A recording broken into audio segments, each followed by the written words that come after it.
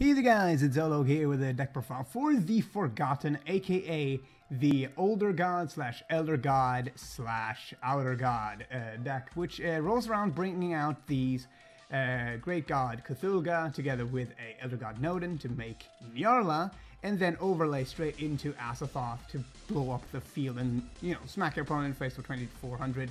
And it's a pretty good deck. It has a shitload of draw power built into their monsters. So you're gonna have a blast making this. So without further ado, I hope you guys enjoy this. So first we run 2 Doppel Warriors. This is an easy way to go into a, well, rank 2 / a level 4 synchro, which is what this deck excels at making. And then of course you can make 2 tokens, which you can use for synchroing or what have you. Synchroing either into a Clausulus or maybe a Cthulhu. I actually got this deck, the original deck, from the Duologs. So thanks again, guys. Thanks again. You know who you are. Thanks for showing this. It's a really fun deck to play. So I highly recommend you guys playing this. And check out his channel as well. Next we have the Triple Synchro Fusionist. This is a level 2 non-tuner, which you basically, when you synchroed with, you basically have to add a fusion spell card from your deck to your hand. AKA you can add an instant fusion or super polymerization directly from your deck to your hand, which is amazing when you have something like Cthulhu you can go into, and if your opponent has an Xyz monster on board, you're gonna going plus like a load. So it's gonna be awesome. Next we go for the Triple TG Striker. This is a tuner that just special summon directly from your hand and then synchro into Cthulhu with. So that's pretty awesome. Next we have the 1 Fortress Warrior, which is just, protects itself, and it's a non-tuner, which is pretty decent for what it is. It's just a nice level 2 tuner, which is searchable by Rhoda. Next, the same thing goes for the Vengeful Shinobi. It's just additional draw power as well. Sadly, gonna have to take a little battle damage, but do we really care about that? No, we don't.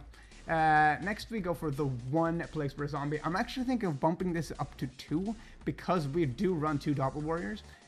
So I was thinking about ditching one of the tuning warriors for 1. But as I said, I'm not entirely sure if I want to do that or not. But yes, next we go for 1 Excalibur Partial. Partial is basically the tuner variant of Fortress Warrior here, because he can't be destroyed by battle, period, and he's level 2 tuner, so he's kind of awesome for this particular deck. Next we run the Triple Tuning Wear. This is to go into, Cthulhu, and you also get to draw a card off it. You can also go into Clausulus with it, so it's pretty spiffy. Alternatively, you can also run Junk Synchron as well, in combination with this guy, because you can make Cthulhu in it in that way as well, but it's not as consistent, I guess, because the deck just rolls around these level 2s anyway, so yeah. Next we go for the Triple Instant Fusion. Because we have Elder God Nodin, which is like the best target in the friggin' game for Instant Fusion, we're gonna be going into him most likely, then we're just gonna go straight into a Cthulhu, and then after that we can just screw it and just go into Nyarla and then go straight into Azathoth. That's mainly your main play with Instant Fusion. You can also go into other things like the Castell, the Excision Knight, or Ragnar Zero, which I really like instead of what he originally played there. But since Cliff Forts are a thing, and things are going to be having changed attack and all that good stuff, you can use this to get some additional draws off and crud. So that's pretty neat. Next we have the Triple Rhoda, which just searches out our TG Striker / Partial / Doppel Warrior, and of course a Vengeful Shinobi and things like that. It searches out basically everything in the deck that you really need, well, in terms of tuners and non-tuners. Next we go for the 1 Soul Charge. This is just to make huge boards and potentially making more than 1 Outer God Azathoth in one go. It's just, but it's not something that I wouldn't generally go for too often, because unlike the decks like Sylvans and things like that, this deck can sure establish some very powerful boards, but not powerful enough for it to be warrant the 5,000 life points that you pay for it. Next to it, but it's still, a pretty decent card. It can save you some games. Next we go for the Double Upstart Goblin. It's just for additional draw power, and this deck doesn't really care too much if your opponent gets more life points, because we have something that just clears the board immediately, and then we just get rid of it anyway. So having a little bit of additional draw power isn't bad. Next we go for one Foolish Burial, just to ditch, you know, the Placebearer Zombie. This is one of you know, it's a pretty good card, hence why I wanted to actually get the Placebearers up to 2. But yes. Next we go for the double Pot of Duality. Now, Pot of Duality is not super great in this. I realized the Duologs actually run 3 of it. I personally prefer to run 2. Because this deck relies on a heavy amount of special summon. Heck, your win condition is a special summon deal. So having something like Pot of Duality is not necessarily the greatest thing in the world, but I still run 2 because of consistency things, and as well as we still have things like Partial to protect us from life point damage should that be necessary, and if we really just want to get some additional cards to prepare for our big plays next turn. Next we go for the triple Mystical Space Typhoon, just standard back removal. Now, and here's actually something which I actually thought of, which is something which you could potentially be replacing Upstart Goblins with, but I just like this card in general. It's a pretty fantastic card because we do Synchro Summon a lot in this, and if you Synchro into something like Cthulhu and make Azathoth or whatever, we can activate this and just get free banishes right then and there, and you get to draw a card off of it too. So it's basically a 1-for-1, I guess, or not as a 1-for-1, it's a +1 right off the bat, and yeah, it's pretty good. And it doesn't necessarily need to be your monster that has the Synchro monster as success material. So say that your opponent goes for an Arc and steals one of your Cthulhu's for whatever reason, you can go ahead and activate this, banish it, and get a draw card. So it's, you know, pretty cool. Next we go for one Super Polymerization. This is a really awesome card. Sadly, it's at 1, but if it would have been if it would have been have 2 or 3, this has hands down the best Super Poly in the friggin' game, because I mean, if you have a Cthulhu on board and your opponent's Synchro or Xyz summon something, activate this, go into Nodin, which allows you to draw a card off Cthulhu, then you special summon something, then you special summon back your Cthulhu with Nodin, go into Nyarla, get to draw one more card out of that, and then you can just go into Azathoth and then blow up your opponent's entire board and smack for 24. Now that is a pretty powerful Super Poly. Not to mention that you can still do things with a Placebearer Zombie and crud like that, so you can potentially go for even more shenanigans afterwards. Next we run 2 Reinforced Truth. Now, since we're on a lot of level 2 warriors, we can activate this during our opponent's end phase to get something on board, like a tuner or what have you, should we like need it at the time to go into Cthulhu or something like that. Also, so yeah, it's pretty cool. Also, you can use to bring out an emergency partial should we not have anything defensive at the time. So if you draw into one of these, don't worry, you're not gonna be losing out too much. If you draw one of these and not a monster, you can still go into a partial and potentially stall out until you get something. Next we go for the one Compulse, stop opponent's plays.